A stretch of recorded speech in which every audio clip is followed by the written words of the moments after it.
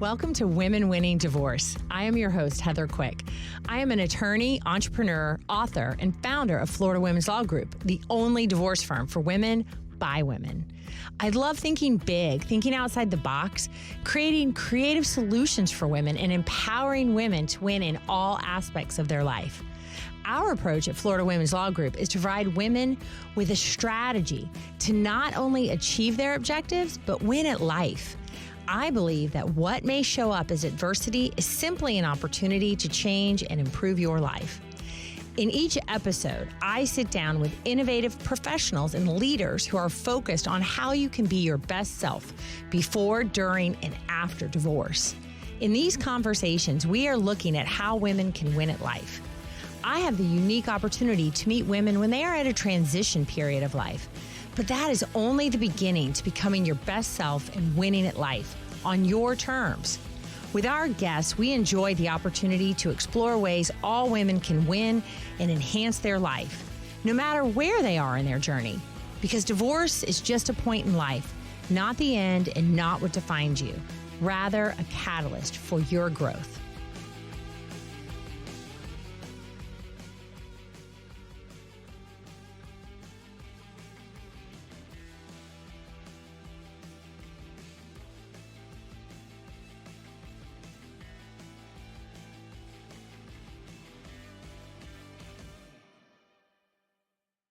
Are you facing the challenges of divorce and feeling overwhelmed?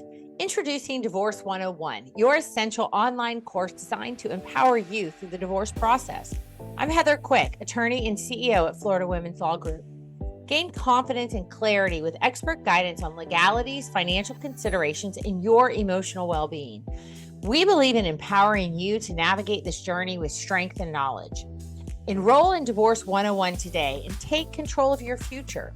As a valued podcast listener, you will get $100 off the course. So please see the show notes for the promo code and the link. You can also find out more at floridawomensLawGroup.com or always call us at 904-567-0121. Divorce for women by women. Welcome to this week's episode of Women Winning Divorce. I'm Heather Quick, owner and attorney at Florida Women's Law Group. Today, we have India Kern. She is a certified divorce coach and author of Surviving the Unwanted Divorce, Discover a Purpose-Driven Life After the Devastation of Divorce. Today, we will be discussing surviving and navigating the unwanted divorce. Welcome to the show, India. Thank you. Thanks for having me. Well, thank you for being here. So looking forward to this discussion today because this is a topic that I know affects so many people, and I'm really looking forward to digging into, your journey as well as your resources and what you have to offer for our listeners. So thank you so much. Of course. My pleasure. And so for our listeners, I'd love to know a little bit about your journey to where you are now professionally as a certified divorce coach and how that came about. Yeah. So back in 2011, I went through a unwanted divorce. I was blindsided. And so I was just devastated. I couldn't find the right resources.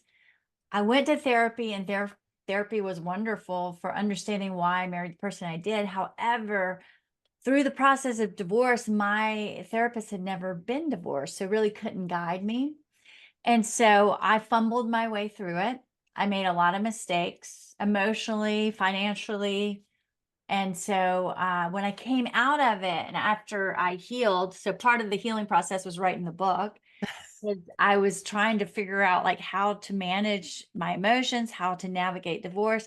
When I came out of it, I healed, and I thought to myself, this is like a real missing link in our society. I mean, we have therapy. Therapy's great, but we need a guide. We need a guide through the transition from married to happily divorced, is what I say, because I do believe it's possible.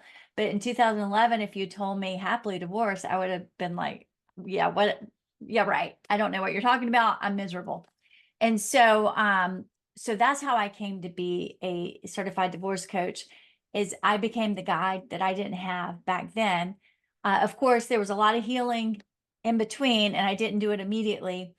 but I got into life coaching and at first, and usually the person that came to me was someone going through divorce, didn't want it. They were emotionally distraught. And I thought to myself, why am I doing such a broad field when I could niche down to divorce coaching? Well, I didn't even know divorce coaching existed. I thought pretty much that was the first one to think of it. So I'm a divorce coach. Yeah. I started poking around and I saw that the CDC certified divorce coaching, they certify you. So I was like, this was after working as a divorce coach for probably a year. And I thought, okay, I probably should get that. So then I did that, and that just enhanced my coaching. And that's how I got here as a certified divorce coach. Now and that is it's that is so fascinating because I have, been aware of coaching from a business standpoint for many years, but never really thought about how applicable it is to other areas of your life. So who knows how long it's been, has been around, but where you can get a certification because somebody decided, hey, this would be a great idea. But once it becomes in your awareness, you're like, this is a great idea, right? Divorce coach. So do you think everybody needs a divorce coach? Not probably everybody, but I do think it's incredibly helpful. And if you look at it this way, if you invest in yourself on the front end, it's going to be so much better on the back end after divorce. And Mhm. so we're not supposed to be in your life forever, but where we really come into play is, for instance, we get people mentally and emotionally prepared for the business of divorce so that when they come see Yeah. you, they're a better client.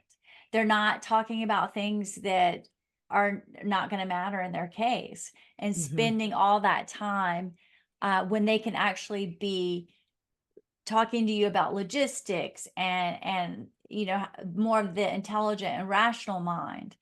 And so what I did, one of the mistakes I made back in the day was I would go to my divorce attorney and tell him all this material that does not matter. It was just me unloading because I had no one else to unload to. And he listened, but at the same time, it's costing me an arm and a leg to tell him stuff that has no bearing on the case.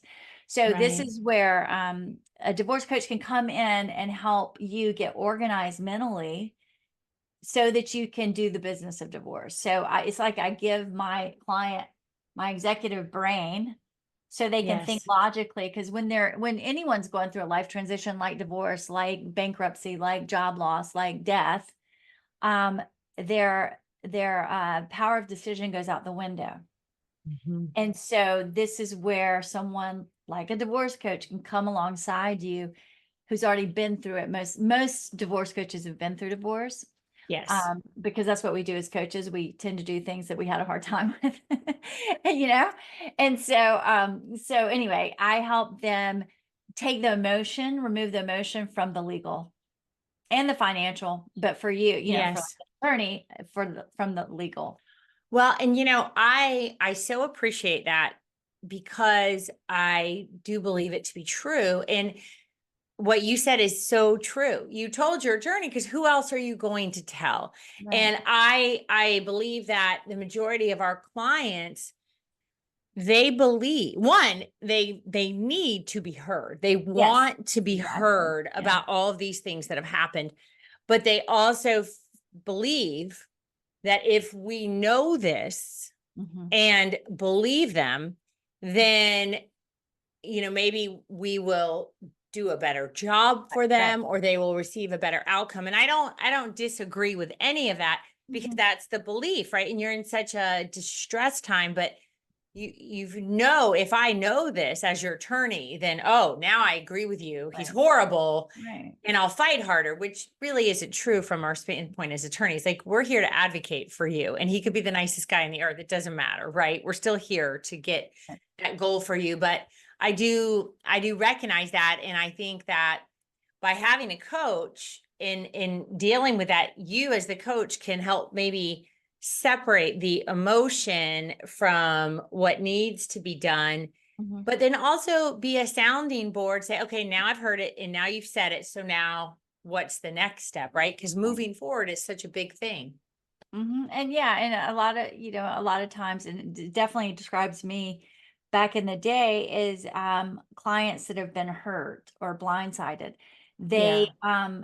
they are arguing with reality because basically this their spouse has moved on. They don't want it to be the case, but that's what has happened. So a lot of what we discuss is changing the narrative because what happens is they get stuck in that victim narrative, and part of it is shifting and pivoting and going, okay, wait a second, I know this has happened to you. Just because your marriage is over does not mean your life is. Now let's put you in the power position. You are the director of your life and you get to decide what comes next rather than being the victim. And so a lot of Yes. that is mindset and changing the narrative to their story that, I'm so miserable. Okay, let's talk about that. Let's rewrite this because if you stay, whatever you focus on is going to expand.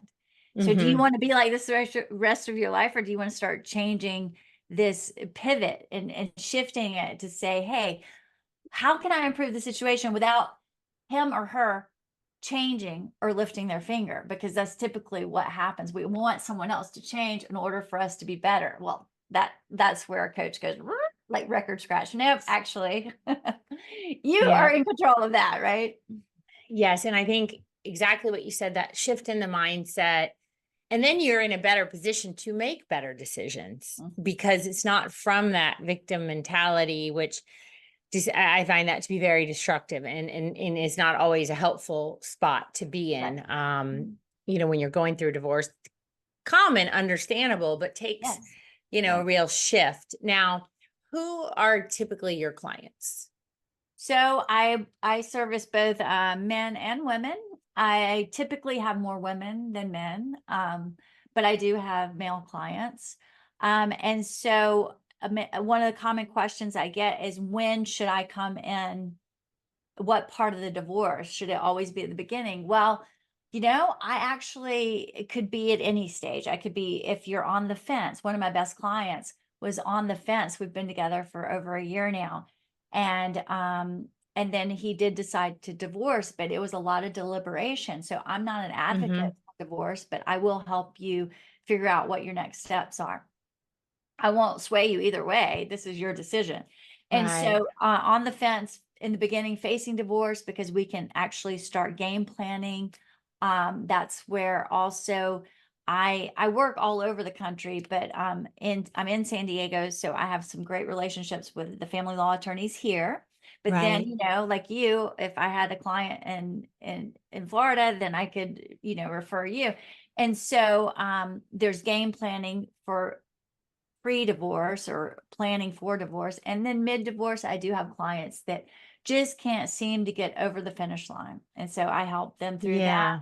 And then post-divorce, when they're asking, now what? That's typically someone that was maybe a stay-at-home mom and didn't have a career. And now she or even he has to figure out the next steps and asking the question, now what? I help them. And then I'd probably push them off to executive coaching. But in the beginning, Right. I can get them started. And I think that's great. And then you did mention, at the beginning of the show, we talked about like you were in therapy and it certainly helped you understand why you married, Mhm. who you did, but didn't Right. maybe necessarily help you move from a married person to a divorced person. Right. And how as a divorce coach do you really help individuals in that transition? Because that's a huge one. Yeah. So that is probably the biggest question I get. Like, okay, so how are you different? How are you going to be different than my therapist? And a lot of my clients, most of my clients have therapists. Mm-hmm. So there's very little overlap because, and I like to compare it to, say you're at the base of Mount Everest and you have to either pick a Sherpa or you have to pick a doctor. Okay, the doctor is going to diagnose you and go, can you even go on this trek? Are you up to it? So how do they do that? They look behind in the rearview mirror and they say, okay, why did you get here? Like, Mhm. what are all the symptoms? Let's look at everything. And so that would be the therapist, and they're going to look at the family of origin. Okay, let's talk about your parents. Let's talk about your childhood. I don't do that. So I take more of the Sherpa role, which is, okay, we have to go up this mountain, and I'm going to help you, and I'm going to give you the water bottle, and I'm going to give you the pickaxe and the rope or whatever we need. And together, shoulder to shoulder, we're going to make the decision on your next move. So I ask how you're at point A, and how are you going to get to point B? Let's strategize. Let's game plan. Let's look at what's going on. And so I'm more, like you said, a sounding board, a thinking partner. And we go from this point forward. We very rarely look behind us. So it's Mhm. very future focused and action oriented. And that's great. I love that explanation. That is one of the best explanations that I have heard thus Oh, far of the difference. And so important, right? That's what just shows there's in very much importance and value in both. But mhm, when you're in the divorce, mhm, there are so many things that happen, and mhm. there are schedules and there are action items. So that person helping you, how are we going to get to this next step, because it's coming, Right. right? And how do you get there? And I think that is a huge value that I think many many people just, they don't understand, and they underestimate Right. the how much value that can be in helping them get to make those decisions. Now you said that you help, clients with, of course, the overwhelming feelings, right? Help them prepare for the business part of divorce. Mhm. Will you just please tell our listeners, like, what is that business part of divorce? Okay, well, I got a great one. Yesterday or 2 days ago, I was talking to a client, and she doesn't know what she doesn't know. She doesn't know mediation from litigation. How do I retain a client? Do I retain an attorney? Do I get a consulting attorney? And so we start looking at the pros and cons. And she's the out spouse, so she's the one that is reeling because her husband basically announced, "I don't want to be married anymore," and she's like, "What?" And Yeah. so we start, in the beginning, she was thinking attorney, retain attorney, and then she flip flopped to mediation, and so last time I was like, okay, I've seen you go here, there, and it's usually after you talk to your husband, you switch to mediation, and I'm Mhm. going to tell you the pros and cons. And I said, this is not my decision, but I'm going to tell you why. If I were in your shoes, I would retain an attorney. And this is why. Right. And so I gave her the pros and cons and showed her exactly what mediation looks like in her shoes and what retaining an attorney would look like. And there's pros and cons of both. And I think she's going to retain an attorney because she really is in a survival state of mind. So she can't Mm, think, and she's lost her right. ability to make decisions. And so to go to mediation is just so overwhelming because so much is when you, as you know, in mediation, you're thinking, okay, two amicable spouses are together and they're both logical, can make decisions. But here's the thing, one of them's probably, like, this one was definitely not in that state of mind to make big decisions. So I Yes. really did think that, yeah, again, it's her decision, but I was just going to let her know what she's looking at, mediation versus uh, retaining an attorney, and all Hmm. the pros and cons. And I think she decided on retaining an attorney, which I do believe it is in her best interest in this case, because the dynamic of the spouse, If there's a power dynamic or there's a power imbalance, a completely power power, imbalance, as I see exactly. your hands, it's the power imbalance that puts the one who has less power, less knowledge about the finances, less to zero knowledge about the law and your rights to go into something without being equipped to Right, negotiate. You're right, negotiating and you have no idea what you're entitled to. And exactly. you have no idea maybe what's even involved. So you are immediately at a disadvantage. Right. And then you're used to your husband or wife making the decisions. And so and I was like, just in the dynamic that you have going on for the last 25 years, I can tell you right now, I think that retaining your own advocate, your own attorney would be in your best interest. Yes. And then you can go to mediation with an attorney and Yes. very often come out with a deal and then Yes. certainly feel better about it because Right. you were equipped with that knowledge. Now, Exactly. now, do you, in your experience, have you found that like one spouse typically struggles maybe more than the other, as far as the divorce, or, where, whether it was unwanted or maybe unexpected? Do you think that happens a lot? Oh, sorry, my dog just walked in. I know, and she's so cute. I love those King Cavalier, and they all kind of walk the same way. So Yeah, no sorry, worries. he was supposed to not come in today because he snores. Hopefully, he will not snore. Oh, So, so yes, to answer your question, oftentimes I say to people, I go, in divorce, there's always one person that is ahead of the other yeah. because they've thought about it longer about divorce. Well, the one that's struggling the most is my ideal client, right?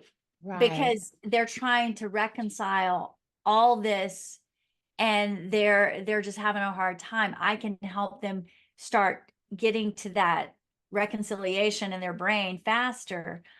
So yes, there's typically one person that is further along in the grief process than the other because that one person has been thinking about it a lot longer and kind of expects the other person to be at the same level, which they are never at the same level.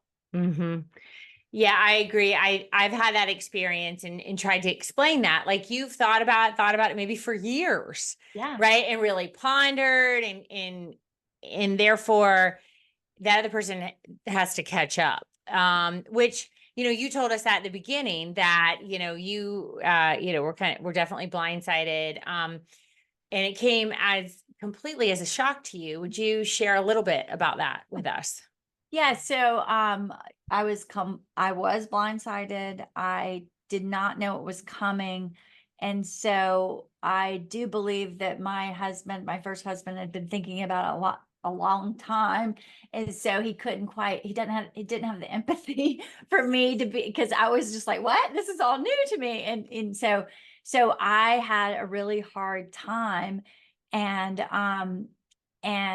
it was probably the worst time in my life. And this is where I could have used someone like a divorce coach going, okay, let's talk about this. Let's start looking at the reality of the situation. Because the things I was telling myself were very self-limiting. Okay. Like that I wasn't going to be happy again, that this, I was just so stuck in this just low confidence because a lot of this is something that wrecks confidence for people. Sometimes Mm-hmm. when you're hit up with, like, when you get a surprise divorce, that person, it just really knocks you back and your confidence goes down, your self-image is poor. And so I was going through all that, and took me, I think, a lot longer to heal because I didn't have um I mean, I had the therapy, but if I'd added that second layer of like divorce coaching, I think I would have gotten through it a little bit faster. But yeah, my divorce was a surprise. It I I guess my thing was is I stayed stuck in the pain way too long, Mm-hmm. in my opinion. Right. Right. Now, were you a writer before you wrote this book? Because that's just fascinating. Because obviously, the idea to write the book came from your personal experience. It's funny you asked that because if you had told me in high school that I was going to write a book, I would have laughed because I hated writing essays. I hated it. And so then I went to college. I went to Mercer University in Georgia. I'm actually from Georgia. Okay. And I had to write and write and write and write. And I kind of did well at it. And I didn't know I was a writer. And so then the first thing I did after uh, I knew divorce was going to happen is I would just journal, and just get all, and I would say that to anyone that's going through a painful life transition, get it from here to here. So get it out of Mm-hmm. your brain. Like, don't let it take up all that mental real estate. and dump it on the pages of a journal, because there's a couple of things. Okay. It takes it out of your brain, so you don't have to sit there and just loop on it, and it gets it on the pages, but also it will show you your progress over time. So, Mm. because you have these, like I had books, journals, like probably 20 journals from that time. And I would Wow. just write and write and write and write. And it just helped me process it, right? Because you can see what you're thinking.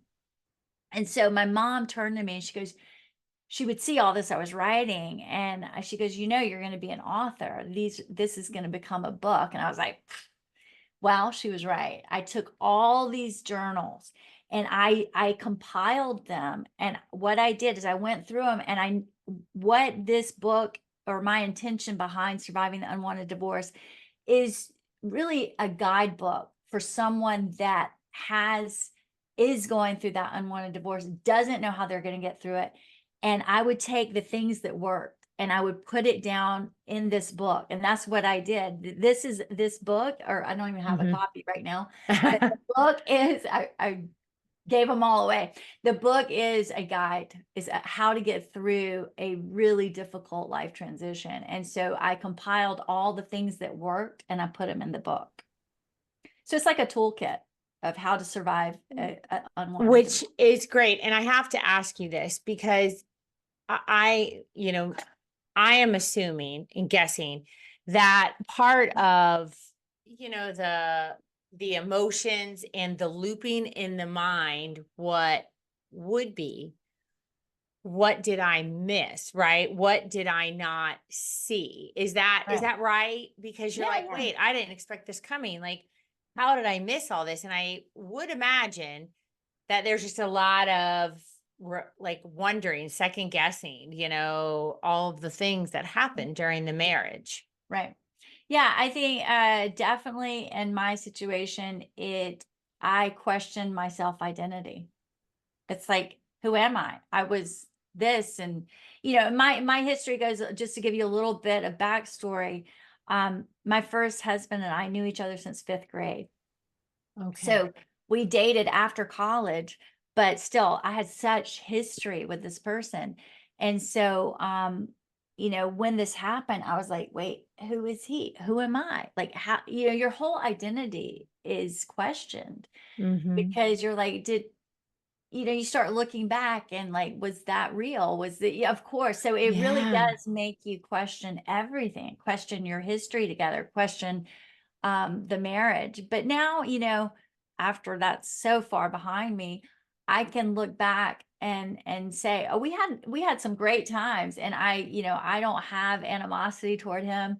I did have to work through forgiveness. I think that's one of the best things you can do, even when you are in a situation where you're just like, this person has just caused me so much pain.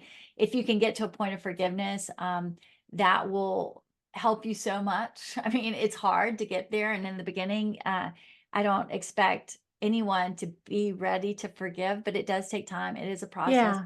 But that is definitely the superpower in healing, is to forgive the person, no matter what. And I would say both sides, because it Mm-hmm. takes two to tango. It takes two to build up a marriage. It takes two to break it down. So that is one of the hardest things, is owning your responsibility in the breakdown of the marriage, even when you didn't instigate the divorce. Now leads to a great another question I have, because do you think there's a difference between an unwanted divorce and an unexpected divorce? Let's see. So mine was unwanted and unexpected. So is there a difference? Well, maybe some people that are kind of surprised by the announcement aren't that surprised about the divorce, whereas I was surprised Right. by both. I was like, Okay. oh, really? I mean, I picked him up from the airport, and he said, it's over. I'm like, what are you talking about? And he's like, the marriage. I'm like, whoa, whoa, whoa, whoa, whoa, what? So that was so double whammy. I had no idea. Mm-hmm. And the, I guess my question is, because it's easy now, right? Because now you've Oh yeah. conquered where you are. Do you think, I guess, knowing what you know now and how having survived it and thrived after, was it even through the process really still unwanted, or really did it take you a long time to maybe, I mean, and I know wanted, unwanted, Yeah, yeah. but you know what I mean? Like, do you That's a think good now question. as you look back, yeah, I probably did, but maybe I was too afraid. Maybe I just didn't want to see things. Right. Yeah. I'm Yeah, that's curious a about great that. question. So now if I were, looking back, we did have some issues, bad issues. I was in denial and I wanted to keep the family together. If I could take this brain back and, the or like around that time, I Yeah. would know better that Uh-huh. this was degrading and there were some issues, but at the time I didn't see it. No. So I mean, we're both remarried, um, and we are with better partners. So Right. now I look at it like, well, this had to happen for me to be where I am now. And then I have two wonderful daughters. So um I don't know if, I mean, now I'm all good with everything. Right. So if I look back, yes, I can totally see that there was some problems that I didn't see when I was in the marriage. That's for Mm-hmm. sure. So it probably would have unwound no matter what, it probably Right. would have. Yeah. And I think, and it's just curious to me because, that just shows obviously your growth, because you have, used these tools and gotten through that and learned, which we all hope to do, right? Learn from Right. especially Right. painful experiences. Now, what role does fear play, do you think, in the beginning of the divorce process, particularly? Oh my gosh, that was my everything. That's what I fear was all I dealt with. And so I that's where I could have that's where I needed help because Mm, I was fearing something that wasn't even real. I was right. fearing I was fearing that I mean, my mind would go to I have two kids, a cat and a dog. I'm going to be on the streets with two kids, a cat and a dog. That was so not true. Mm-hmm. My ex-husband was a high earner and I did okay. Right. I was actually had a decent spousal support and child support. There was no way I was going to be there. But in my brain, that's where Mhm. fear took over and it just got out of control. And so if someone had sat me down like a divorce coach and said, "Hey, let's really pick this apart. Mhm. Let's really look at what you're telling yourself. Is it true?" And to be honest, no. It was not true at all. And then Mhm. how is this thought serving me? Well, it was not serving me. I mean, it was At actually all, yeah. killing me. It was just hurting me where I just was living in this scarcity mindset and it was all about fear. And that's where I could have really used some help with. And so it's picking apart the idea that's keeping you stuck is what Mhm. coaching is in a nutshell. And I didn't have anyone doing that.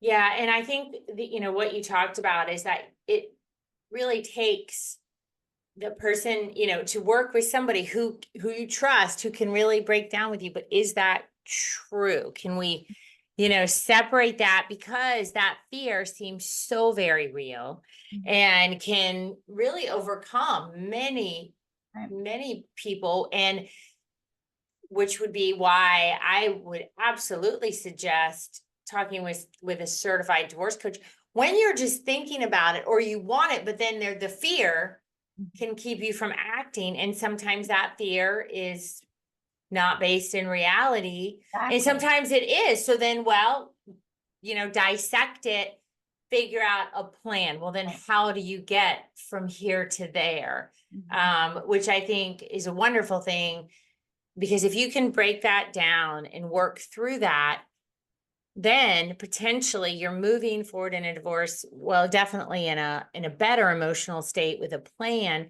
but now it's not in a crisis mode where now Right. something's happened or they've gone ahead and done it and you haven't processed Mhm. all of those things and don't have a plan. And that then adds, compounds the fear Right. and Right. everything. Yeah, and a fear is false evidence appearing real, and that's exactly what was Yep. going on. It was nothing that was going on, and like the fear and the ideas I created were not real. And but here's the crazy thing about us humans. Um, you know, you can think a thought, and your body does not know the difference between what's real and Yeah. what's real and what's completely a false belief. And so it goes into that survival state, and it's not even anywhere near reality. Yeah.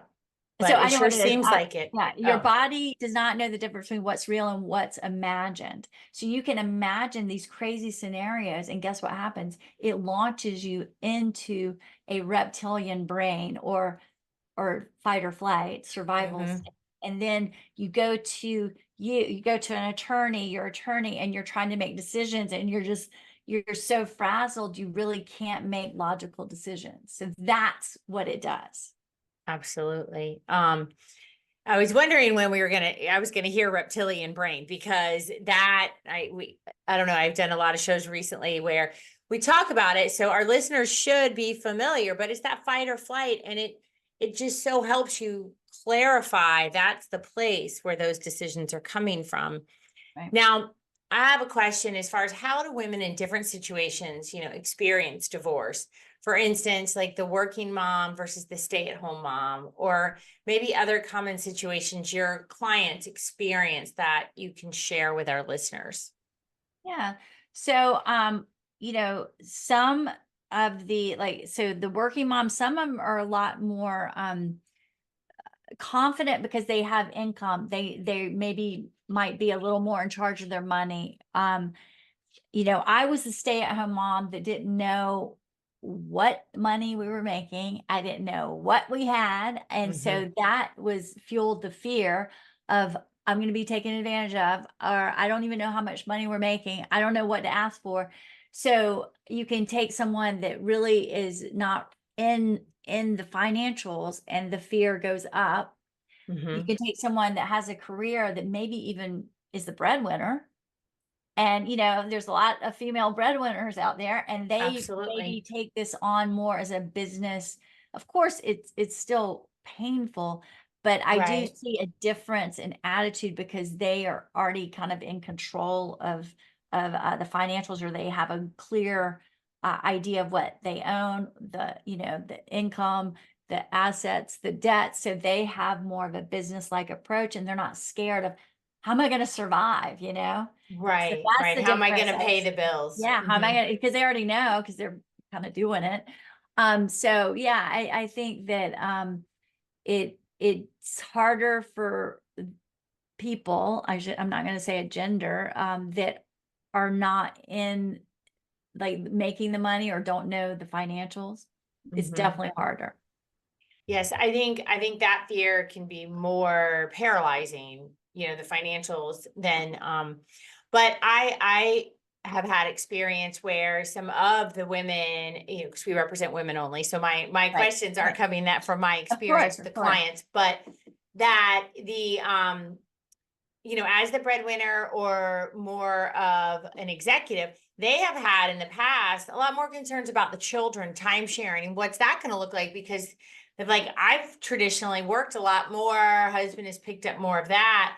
And so sometimes that creates a fear that prevents them from moving forward Right. because they have that belief like, well, he's going to take my kids from me. Right, right. That, the top two things are money and kids. So Right, the exactly. kids are huge. That is definitely something that is a huge concern. I mean, I was even talking to a client the other day, and she's like, she's so fearful of what it's going to look like after the divorce and the parenting plan.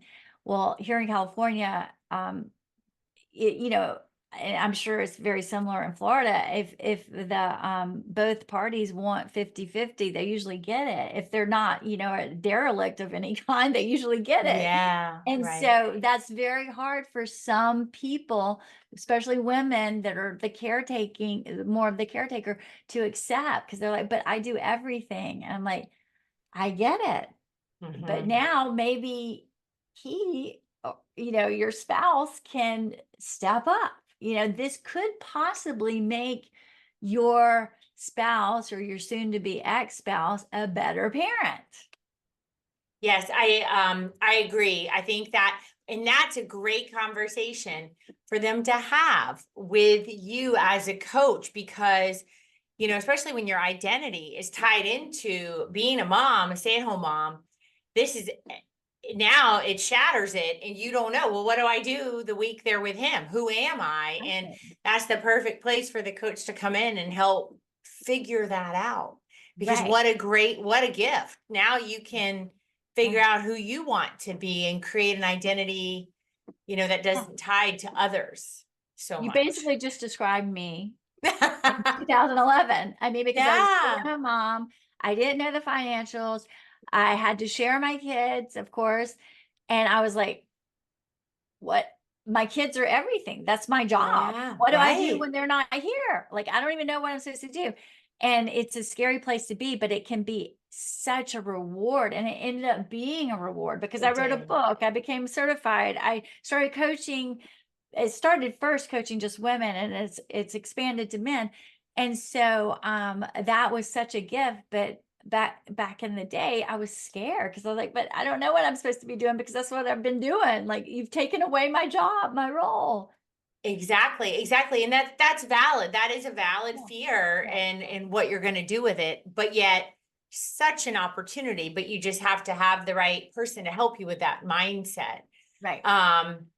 To get there, because Right. that takes some work, and yeah, you've got to go through that. Now, in your book, you do break down divorce into 4 phases of transition. I would love it if you could walk us through those phases. Yeah. So basically it's broken into the typical 4 quarters. Like if you did a circle and you did an X in the circle, quadrants, the 4 quadrants. So the first, and if you go clockwise, yeah. Okay.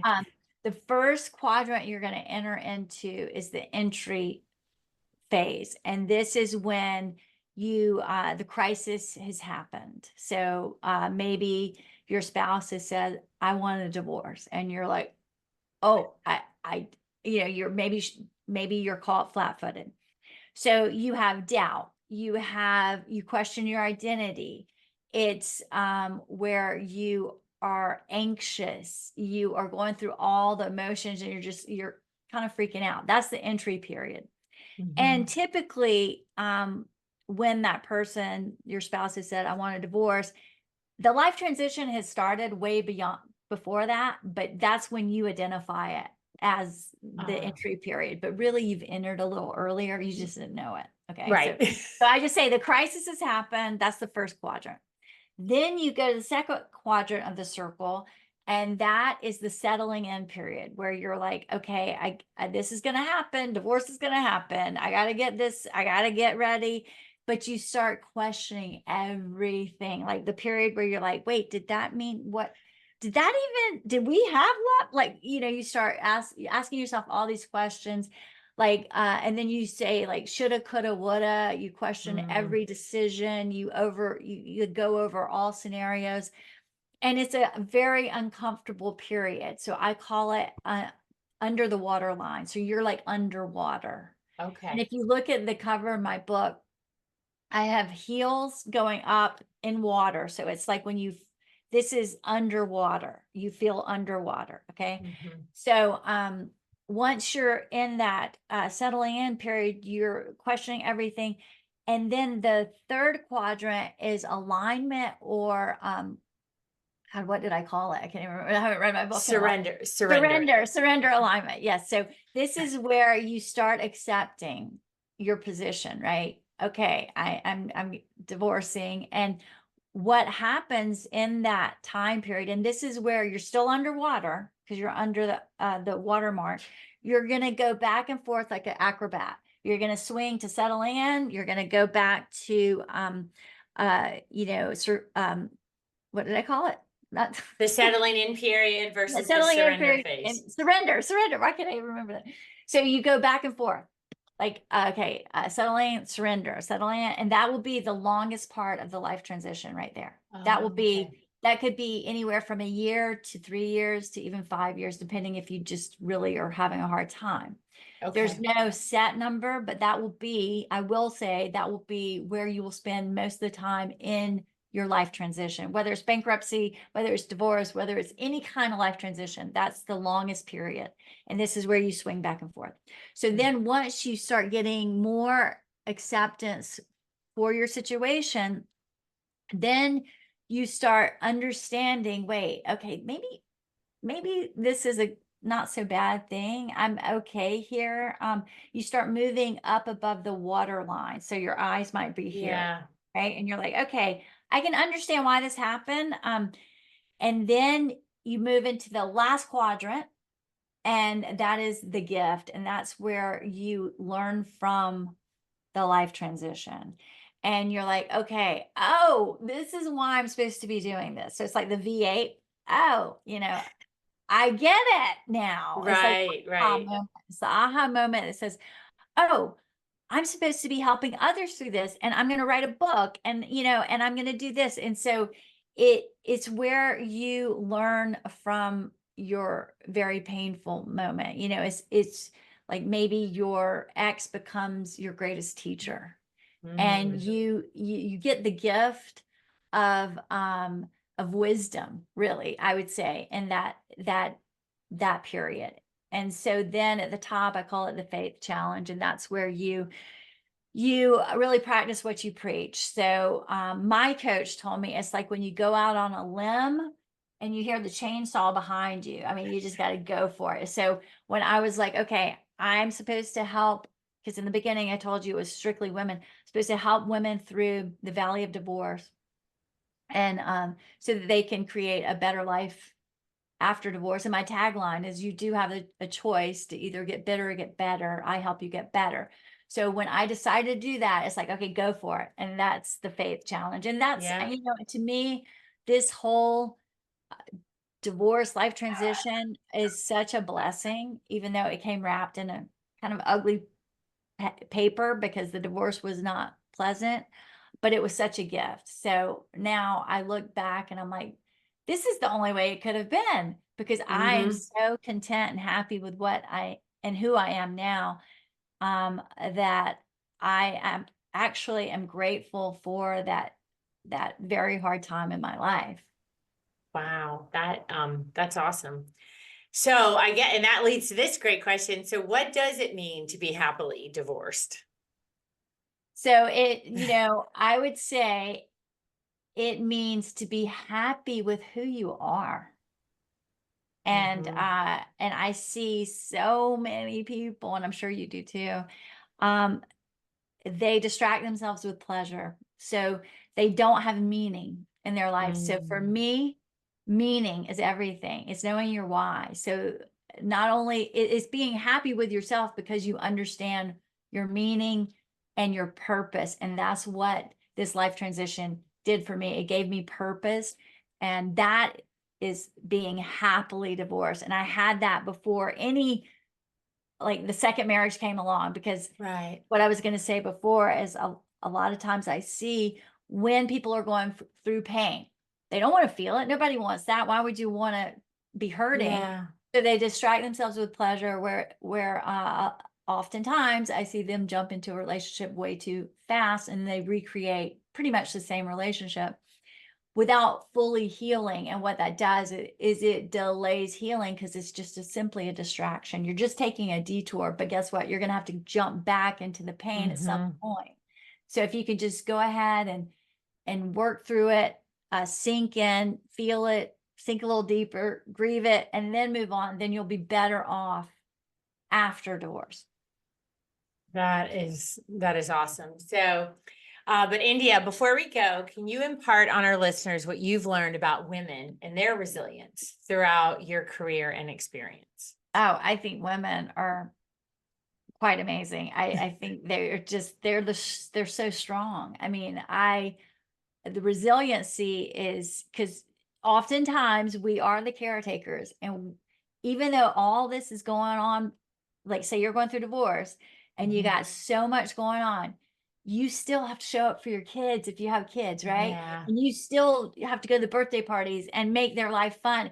And that's what women are. I mean, it's amazing what we can do in pain and put our kids, our family, just like almost move that off to the side and still be there for others, sometimes to our detriment. But Yeah. that's where we really are amazing beings, is that we're just so strong. Yes, I agree. And that's awesome. Now, also, lastly, India, where can our listeners find more information about you and any resources you have? Yeah, so thanks for asking. So I have a website. It's under my name, India, like the country, India Kern, KERN.com. I do offer a complimentary consultation, so you get to see if coaching would even make sense with no obligation. I also am on all the social media channels except TikTok, but I think my daughter's going to build that out for me. She will be the right one to do it for Right. sure. Well, of course, we will provide all of those links in our episode description for our listeners.